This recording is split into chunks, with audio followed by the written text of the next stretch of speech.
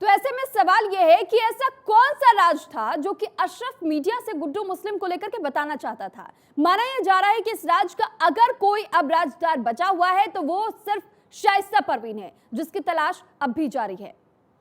लेकिन वहीं इस बीच ये बड़ी खबर भी आपको बता देते हैं, जिस तरीके से अशरफ ने हत्या की साजिश की आशंका जताई थी, अधिकारी पर हत्या की धमकी देने का आरोप लगाया था। अधिकारी ने कहा कि जेल से निकालेंगे और निपटा देंगे। धमकी देने वाले अधिकारी का नाम नहीं आया सामने। अशरफ ने एक सील बंद लिफाफे का जिक्र भी किया था और साथ ही साथ इस पूरे मामले को लेकर के एक चिट्ठी अतीक अहमद और अशरफ की तरफ से लिखी गई थी, योगी आदित्यनाथ को भी भेजा गया था और साथ ही इस बात की जानकारी साझा की गई थी कई पुलिस कर्मियों से भी जो कि उच्च अधिकारी हैं। और ऐसे में उनसे इस बंद लिफाफे में जो चिट्ठी लिखी गई है उनसे इस चिट्ठी को पढ़ने की अपील जरूर की गई थी, क्योंकि जिस तरीके से जब अंतिम बार मुखातिब हुए थे अशरफ और अतीक अहमद मीडिया के सामने, उस दौरान अतीक और साथ ही अशरफ की तरफ से खुलासा किया गया था कि हम उस अधिकारी का नाम नहीं ले सकते, लेकिन अधिकारी ने हमें पहले ये कहा था कि किसी ना किसी बहाने तुम्हें बाहर निकलवाया जाएगा और उसके बाद तुम्हें निपटा दिया जाएगा। हालांकि बहुत बड़े पोस्ट पर वो अधिकारी बैठा हुआ है, इस वजह से हम उसका नाम नहीं ले सकते, लेकिन एक बंद लिफाफे में हमने सीएम योगी के नाम पर भी एक चिट्ठी भेजी है जिसमें उस नाम का जिक्र जरूर हमने किया है। तो हालांकि देखिए, उससे पहले ही जब तक कि ये चिट्ठी खुलती, लिफाफा खुलता, उसके पहले ही इस घटना को अंजाम दे दिया गया।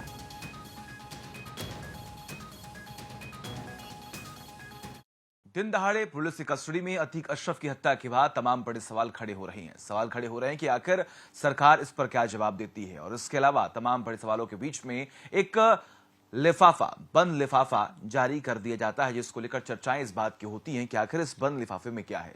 अशरफ ने जो बातें कही थी, क्या वो सच हैं? और अगर सच है तो अब आने वाले वक्त में क्या होगा? इन तमाम चीजों को लेकर बात करने के लिए हमारे साथ अतीक के वकील विजय मिश्रा जी हमारे साथ मौके पर मौजूद हैं। हम उनसे बात करेंगे, जानेंगे आखिर तमाम जो सवाल लगातार खड़े किए जा रहे हैं, आखिर इसके पीछे की वजह जो है वो क्या हो सकती है। विजय जी, सबसे बड़ा सवाल तो सबके मन में यही, सबके जहन में यही कि जो बंद लिफाफे की बात लगातार हो रही है, तमाम न्यूज चैनल्स पर हो रही है, उसमें क्या है? ये बात बिल्कुल सही है। जब पिछले 28 मार्च को अशरफ जी को प्रयागराज लाया गया था, उसके बाद उनको वापस जिला जेल बरेली ले जाया जा रहा था, तो उससे पहले उनको पुलिस लाइन ले जाया गया था। पुलिस लाइन में उनको एक वरिष्ठ पुलिस अधिकारी ने कहा था कि इस बार तो बच गए हो, लेकिन 15 दिन में तुमको जेल से निकाल के तुम्हारा काम तमाम कर दिया जाएगा।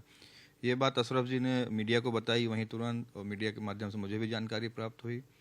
इस बयान को लेकर मैं जिला जेल बरेली गया उनसे मिलने के लिए। वहाँ मेरी मुलाकात हुई। मुलाकात में मैंने उनसे पूछा कि आपने जो बयान दिया था उसमें क्या सच्चाई है। तो उन्होंने बताया कि हाँ, एक कोई पुलिस अधिकारी था जिसने जो है मुझसे कहा कि इस बार तो बच गए हो, लेकिन 15 दिन में तुमको जेल से निकाल के तुम्हारा काम तमाम कर देंगे।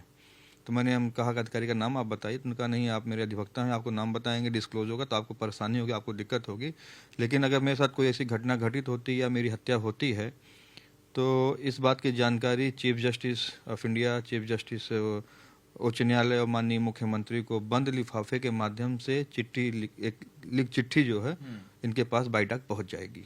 तो मतलब अभी भी ये क्लियर नहीं है कि वो चिट्ठी किसके द्वारा पहुंची है?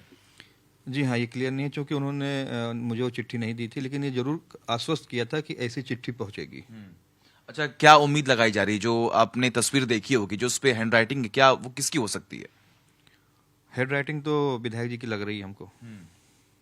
लेकिन बड़ी बात यहाँ पर यह है कि देखिए, अब कयास ये लगाए जा रहे हैं, जो उम्मीद की जा रही है कि उस खत में ये हो सकता है, कुछ ऐसे नाम हो सकते हैं, कुछ ऐसे व्यापारियों के नाम, कुछ राजनेताओं के नाम, जिस पर कहीं ना कहीं शक था अतीक अहमद को भी, अशरफ को भी, कि ये लोग उनकी हत्या करवा सकते हैं। क्या ऐसा मुमकिन है? नहीं, ऐसा तो मुमकिन नहीं है, ना मुझे ऐसी जानकारी। लेकिन उन्होंने जो पुलिस अधिकारी की बात कही थी, वो बात पे सच्चाई है कि किसी पुलिस अधिकारी ने उनको धमकी दी थी और 15 दिन के अंदर की बात कही थी, और उनकी हत्या भी 15 दिन के अंदर ही होती है। अच्छा, अब तो ये पूरा मसला उठ गया है। जिस अधिकारी का जिक्र हो रहा है, क्या उसको लेकर कोई चर्चा, क्या कोई पुलिस अधिकारी की तरफ से आपसे बात हुई हो कि अगर आपको जानकारी तो आप हमें बताएं, हम जांच करेंगे? नहीं, अभी तक तो इसके बारे में मुझसे किसी ने पूछताछ नहीं की है जी। लेकिन अच्छा, अब अगला कदम क्या होने वाला है? जो घटनाक्रम हुआ है, हालांकि तमाम बड़े सवाल खड़े हो रहे हैं, सरकार पर भी सवाल खड़े हो रहे हैं कि आखिर किस तरीके से पुलिस कस्टडी में ऐसी घटना जो है वो हो गई। अगला कदम आपकी तरफ से क्या होगा? फिलहाल तो ये पूरे जो हत्याकांड हुआ है या शूट आउट हुआ है, शूटरों द्वारा एक राजनीतिक साजिश के तहत ये जो हत्या कराई गई है, और चूंकि उच्च न्यायालय का सुरक्षा को लेकर आदेश भी था, उस आदेश का अनुपालन भी नहीं किया गया प्रशासन द्वारा। तो इसको लेके एक हम लोग के लीगल पैनल है जिसमें अतीक अहमद जी और अशरफ के से हमारे सीनियर वकील भी हैं, उनसे राय मशवरा होगा, उनसे सलाह लिया जाएगा और किसी रणनीति के तहत अगली कार्रवाई होगी। सवाल एक और है कि अब अतीक के परिवार में जितने लोग भी थे वो फरार चल रहे हैं, कुछ जेल में बंद हैं, जैसा कि आप सभी जानते हैं। अशरफ की जो वाइफ थी वो भी फिलहाल वांटेड में आ चुकी हैं। तो कहीं ना कहीं चुनौती तो बहुत ज्यादा है आपके सामने, किस तरीके से अब इस चीज को हैंडल करेंगे आप? जी हाँ, चुनौतियां तो बहुत हैं। चूंकि अतीक जी के दो बेटे बड़े वो जेल में हैं, छोटे दो बेटे बाल संरक्षण गृह में रखे गए हैं, उसमें भी टेक्निकलिटी फंसी हुई है, उनको जो है सुपुर्द नहीं किया जा रहा है शासन द्वारा। ये बताया जा रहा है कि माँ बाप ही ले सकते हैं, तो अब पिता तो नहीं रहे और माँ वांछित हैं। और अशरफ की ससुराल की तरफ से कुछ लोग हैं, उनकी पत्नी को भी वांटेड किया गया है, लेकिन अशरफ की पत्नी चूंकि अभी तो उनके हस्बैंड नहीं रहे, वो भी 40 दिन इद्दत में रहेंगी। तो चुनौती है कि कोई न कोई परिवार तो आएगा ही आगे कार्रवाई करवाने के लिए। असद के एनकाउंटर से पहले या फिर इस पूरे घटनाक्रम से पहले क्या आपकी शाइस्ता से कोई बातचीत हुई हो कि अब क्या आने वाले वक्त में करना है, कुछ ऐसी बातचीत? नहीं, असद के इनकाउंटर से पहले शाइस्ता जी से कोई बात नहीं। जो भी बातचीत होती थी अतीक जी की से होती थी या अशरफ जी से होती थी, जेल में मैं जाके मुलाकात करता था, पूरे पहलू पे बात होती थी और हमारी उनकी मुलाकात 45 मिनट की होती थी। तो एक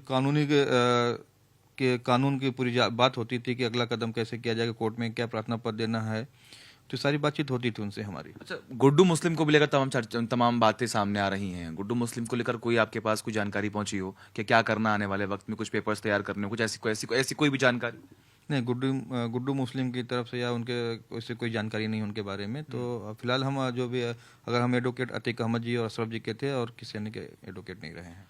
तो ये थे हमारे साथ विजय मिश्रा जी। आपने सुना किस तरीके से तमाम बातें इनकी तरफ से कही गई हैं। जो बंद लिफाफा है उसमें क्या होगा, हालांकि ये तो खुलने के बाद ही मालूम पड़ेगा, लेकिन सबकी नजर इसी बात पर टिकी हुई है कि आखिर अब आने वाले वक्त में क्या हो सकता है और आखिर जो कुछ भी घटनाक्रम हुआ इस पर क्या रिएक्शंस अब आने वाले वक्त में देखने को मिलेंगे। कैमरामैन मोहित के साथ सचिन दुबे, प्रयागराज।